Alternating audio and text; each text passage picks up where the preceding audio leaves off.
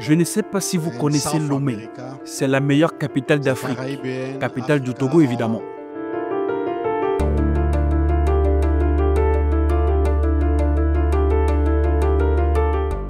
Il y a une chose qui me donne de l'espoir. C'est que la jeunesse africaine et de la diaspora rejette la narrative du passé.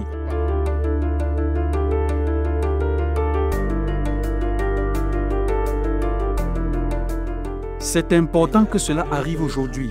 C'est l'anniversaire du premier congrès panafricain. C'est important parce que ça a mené à la libération de l'Afrique. Londres, avril 2025, 125 ans après le tout premier congrès panafricain de 1900, la capitale britannique a accueilli à nouveau les voix du continent et de sa diaspora. Cette fois, c'est le Togo, en partenariat avec l'Union africaine, qui a convoqué l'histoire.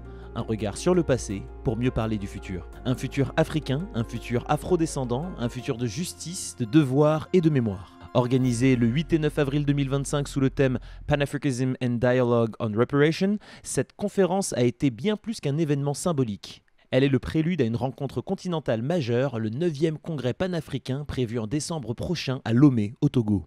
Un rendez-vous politique et intellectuel qui ambitionne de repositionner l'Afrique au centre de ses propres récits. Un événement en préparation qui fait déjà la fierté du ministre togolais des Affaires étrangères. I don't know if you know Lomé. Lomé is the best capital in Africa. Capital of Togo, of course. So please come in Lomé. Whether in North. Je ne sais pas si vous connaissez Lomé. C'est la meilleure capitale d'Afrique. Capitale du Togo, évidemment. Je vous invite tous à venir. Qu'ils viennent d'Amérique du Nord, du Sud, des Caraïbes ou d'Afrique, la question de la réparation réside aujourd'hui au cœur des demandes de ces peuples déportés, réduits à l'état d'esclavage puis colonisés. Nous avons besoin d'un dialogue pour notre dignité. The dialogue, we need a dialogue. The dialogue, what we need is not against, is a dialogue for our dignity before. C'est en 1900, ici même à Londres, que des figures comme Henry Sylvester Williams et W.E.B. Du Bois ont tenu le tout premier congrès panafricain. À l'époque, les objectifs étaient clairs: dénoncer la colonisation, affirmer l'unité des peuples noirs et exiger cette même dignité. 125 ans plus tard, l'espoir est toujours le mot d'ordre. One of the things that gives me hope, okay, is that il y a une chose qui me donne de l'espoir, c'est que la jeunesse africaine et de la diaspora rejette la narrative du passé. Elle s'interroge sur l'hégémonie du capitalisme occidental, la suprématie blanche qui est instrumentalisée pour définir les relations politiques et sociales au sein des pays dans lesquels ils se trouvent et de manière générale autour du monde. Ils se voient comme des agents du changement. Within the countries where we find ourselves and generally across the globe. And so they do see themselves as change agents. Des agents du changement, des combattants de la liberté d'une lutte qui aujourd'hui, 125 ans plus tard, continue. Mais avec de nouveaux outils, de nouveaux terrains, l'espoir ouvre la marche, la réparation trace le cap. Et cet objectif porte un nom, celui de la réparation. Pas uniquement financière, mais aussi mémorielle, politique et culturelle. Selon l'UNESCO, plus de 12,5 millions d'Africains ont été déportés pendant la traite négrière transatlantique. Les séquelles de l'esclavage et de la colonisation marquent encore le quotidien de millions de personnes sur le continent, comme dans la diaspora. Oui, les enjeux majeurs du panafricanisme aujourd'hui s'imposent. Parce que nous sommes à Londres, nous célébrons 125 ans issus de la première rencontre de Londres sur le panafricanisme, sur le mouvement créé par nos prédécesseurs. Mais entre vous et moi, qui sommes des Africains, les enjeux sont les mêmes. Il y a 125 ans, c'est vrai qu'on parlait plus de l'identité, on parlait plus, entre guillemets, de la race, ce n'est pas un mot que j'aime utiliser, lutte contre le racisme. Mais quand on voit le sort des peuples africains, aujourd'hui, après 125 ans, il me semble qu'il n'y a pas eu un très grand changement. Je reconnais qu'il y a un changement. Je reconnais qu'aujourd'hui, les Africains peuvent occuper des positions qu'ils ne pouvaient pas occuper il y a 125 ans. Mais dans le fond, le problème reste le même. Le problème reste, mais les solutions se découvrent.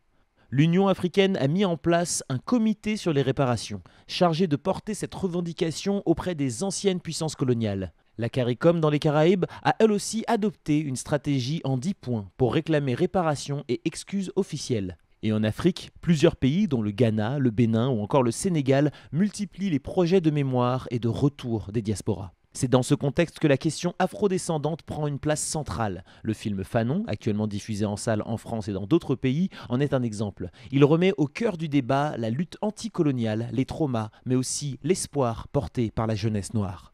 Thus, under the leadership of William Du Bois, the first Pan-African Congress called for the end of colonial rule and institutional racism and demanded better living conditions for Africans and Afro-descendants. At 1921, Ce fut sous l'initiative de William Du Bois que fut créé le premier congrès panafricain. L'appel à la fin du colonialisme, du racisme institutionnel et l'amélioration des conditions de vie des Africains et des Afro-descendants. Depuis, les congrès de 1921, 1923, 1927 ont eu lieu et les demandes étaient d'abord pour une transition graduée et l'autogouvernance. En 1945, le congrès de Manchester était un moment pivot de l'histoire avec un appel direct pour la décolonisation et la souveraineté du peuple africain, ce qui a donné lieu aux vagues d'indépendance des années 50 et 60, suivies par la création de l'Union africaine en 1963, ce qui a consolidé les liens entre les pays africains et la diaspora. Of African Union Organization in 1963. The 1974 Dar es Salaam Congress contributed in its own way to strengthening ties between independent African states and the diaspora.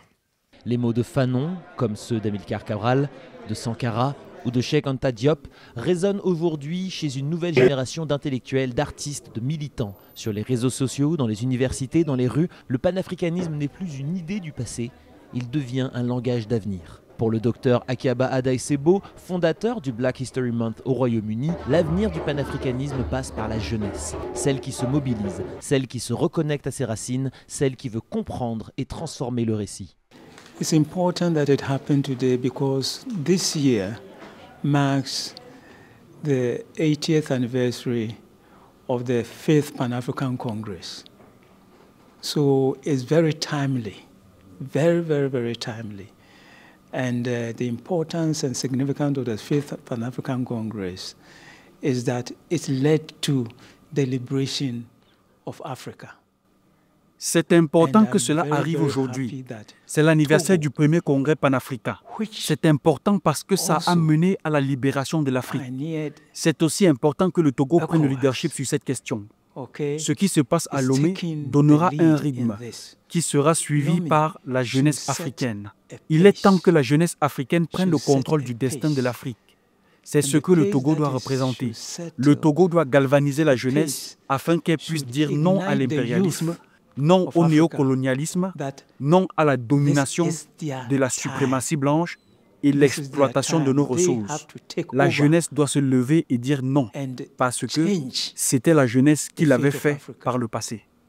That is what Togo must represent.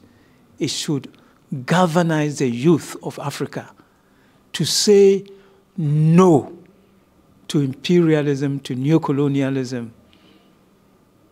and to white supremacy domination and exploitation of our resources. The youth should stand up and say no, because it was the youth who stood up. Et cette jeunesse, elle est partout. À Accra, à Dakar, à Paris, à New York, à Brazzaville, à Kingston. Elle parle plusieurs langues, elle danse sur plusieurs rythmes, mais partage une seule et même origine. You see, when we were stolen from Africa, we brought our rhythm with us. Le rendez-vous est pris, décembre 2025 à Lomé, le 9e congrès panafricain réunira chefs d'État, penseurs, jeunes leaders, artistes et membres de la diaspora.